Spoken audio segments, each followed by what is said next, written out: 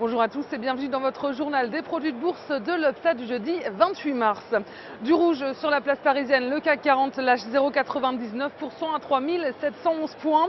Chypre inquiète encore et toujours, et l'Italie également, puisque le vainqueur des élections n'a toujours pas formé de gouvernement. Du coup, le pays s'enfonce un peu plus dans l'impasse politique. Et puis, du côté des valeurs sur la place européenne, eh bien, l'un des poids lourds du CAC, EADS, signe l'une des plus fortes baisses du CAC 40 avec moins de 3% quasiment.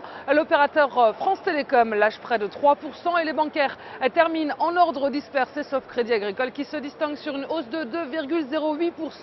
Et puis Wall Street termine la séance sur une note volatile. Le marché s'est rapproché de l'équilibre en fin de séance sans qu'aucune tendance claire ne se dégage finalement.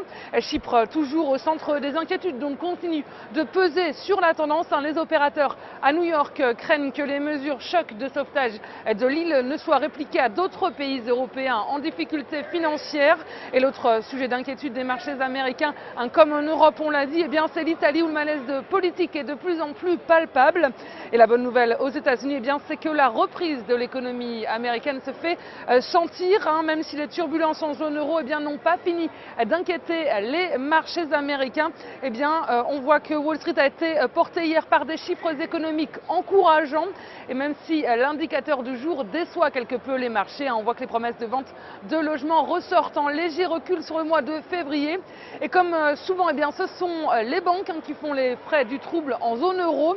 Bank of America et Citigroup sont en baisse. Quelques valeurs technologiques sortent du lot en revanche comme Apple ou Intel. Et du côté des devises, l'euro est toujours en force, le dollar est toujours en force face à l'euro. La monnaie européenne est au plus bas depuis plus de 4 mois à moins d'1,28 $. Et les volumes sont encore en hausse sur le marché des produits de bourse avec 37,4 millions d'euros échangés dans une séance de repli. Et du côté de la répartition par type de produit, eh bien, les certificats sont en forte hausse à 84% des échanges. Les varants sont en repli à 16%. Et concernant les transactions, les certificats représentent 74% des échanges et les varants 26%. Et la répartition par sous-jacent nous indique que les indices sont en hausse avec 59% du marché. Les actions sont en baisse à 34%. Et si on regarde la répartition des transactions sur les varants, eh bien on voit que les indices représentent 51% du marché. Les actions sont à 47%. Le taux de change et les matières premières sont à 1%. Et la valeur du jour, c'est aujourd'hui le groupe de luxe LVMH. Le titre rebondit au-dessus d'une figure de continuation haussière en triangle.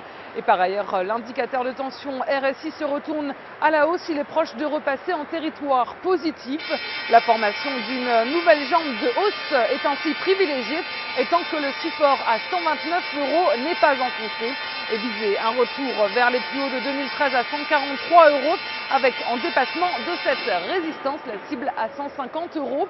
Et la stratégie qui vous est proposée pour jouer cette valeur, c'est l'achat du Warrant Call LVMH à 3305 T d'Unicredit au prix d'exercice de 130 € et d'échéance au 6 septembre 2013. Voilà, c'est tout pour aujourd'hui. Très bonne journée et à demain.